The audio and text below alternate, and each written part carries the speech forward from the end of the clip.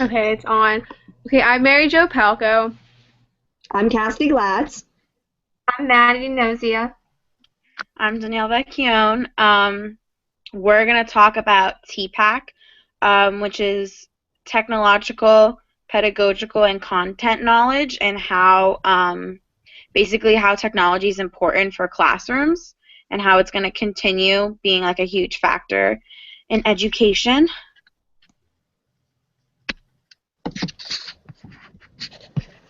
Okay. Mary Jo, is it you or is it me? Okay, yeah, so TPAC is like the article is like a way thinking about teachers' knowledge. So it's talking about knowledge associated with technology integration, and one of the ways it talks about is the idea of a technology-rich learning environment. And they give an example of using a PowerPoint to display content, having students create the PowerPoint and explain what they're learning, and it's kind of a different way to go about it than taking a test, and it's assessing their understanding of the material. And then another teacher used a blog, and they had them, it says they'd use a middle grades history blog to engage students, and that's showing Danielle will talk about the Venn diagram, the content knowledge, the pedagogical knowledge, and then the technology knowledge, because they're using the content knowledge and the pedagogical knowledge to incorporate technology in the classroom, not only just teaching the subject and finding ways to do it, but they're incorporating technology into that, and they're also helping their students to explore technology more. Okay, and then the article does go on to say, like, it's an emerging technology, so it's looking at all of the influences of these technology and how teachers have been integrating the technology and how effective it's been. So, like Mary Jo said, how people are using it in the classroom, which is really big. And it's saying that TPAC has a real promise to shape how teachers and educators prepare and integrate technology in the classroom.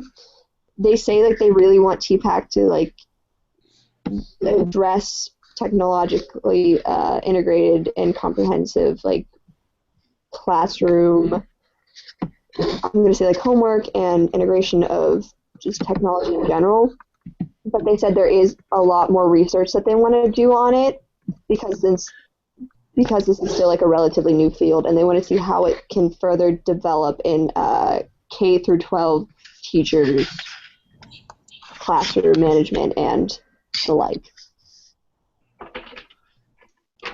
Okay, so I'm going to talk about researching issues related to TPAC, and a lot of it has to do with what is known about it. Data in several TPAC articles were not collected from being practiced in the classroom by actual teachers, but instead they were collected from different surveys and interviews, so it's not actual evidence yet. But there are certain pieces that were written by like self-reported data that says that it is valid and it will work. This was done by the Buck Institute for Technology, although it was done a long time ago in 2002. The research data that analyzes teachers' use of TPAC must be collected in the classroom, and that includes like observations and videotapes of teaching and different classroom artifacts like test scores after the use of TPAC and whatnot. And the knowledge about TPAC is only going to advance through teacher practice, but researchers have to consider what kind of teaching methods are best for this kind of integration in the classroom.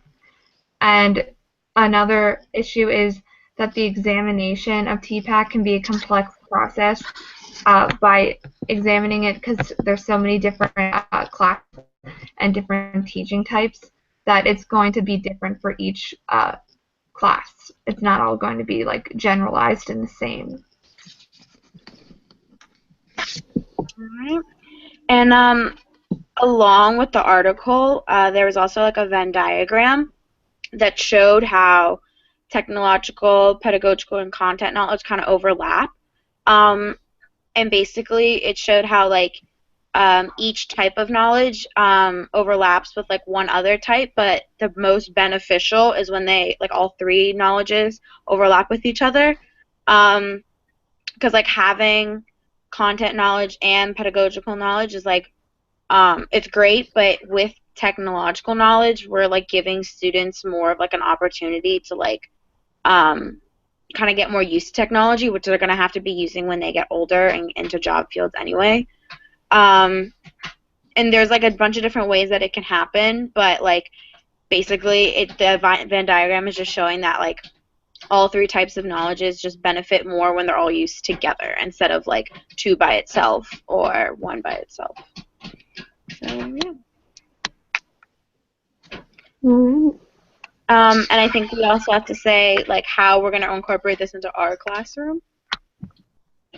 So I'll go first for that.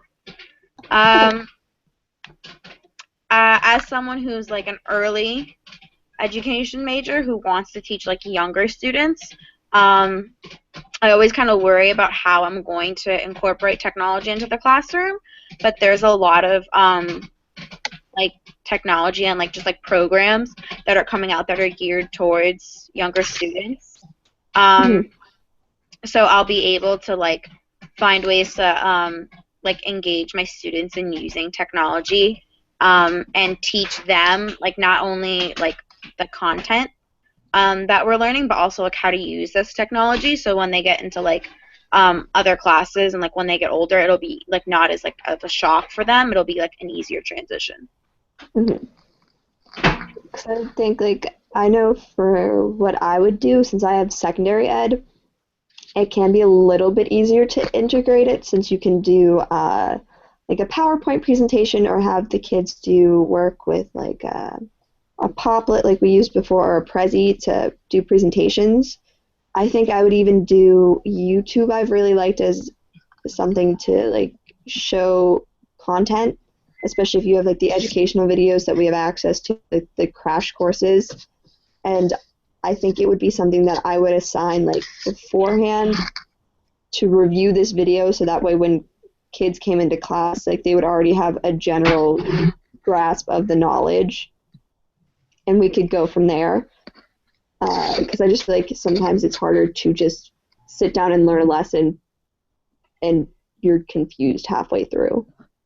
So I know for me, like YouTube videos, if it's like a 5-minute thing to just assign, it would really work for like older kids because then they can use YouTube and review those videos later on before a test. For me, I'm interested in special education, so technology can be used not just to help increase teaching, but to also assist the students in like helping them learn better. I know technology was integrated into a classroom in my high school for the students who are nonverbal, and there was a program that you would click on a button and it would say the word that they wanted to like speak, although they weren't physically able to do it. So this allowed communication better between them and their students and the teacher. So the teacher knew like what they were thinking and like kind of instead of just kind of speaking at them. And then technology can be also used in a traditional way in a special education classroom, having the students type out letters to their family, having the students make a PowerPoint if they want, and assisting them in making a PowerPoint or like just regular types of traditional use of technology that you would think of, practicing their typing skills and whatnot. So you can use technology in many ways in a special education classroom that can help teach the students about technology, but also assist them in learning and being able to communicate.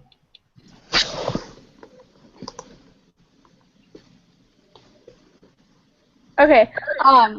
Like Danielle, I do want to do the elementary and the not. I don't know if I want to do special ed, but I want to be in like administrative. So I think technology can be used there as a connector between all different grade levels. Like from like a principal standpoint, they could definitely use it there. But I think in a classroom, especially with the younger kids, a lot of them often need like to do hands-on work to learn the material.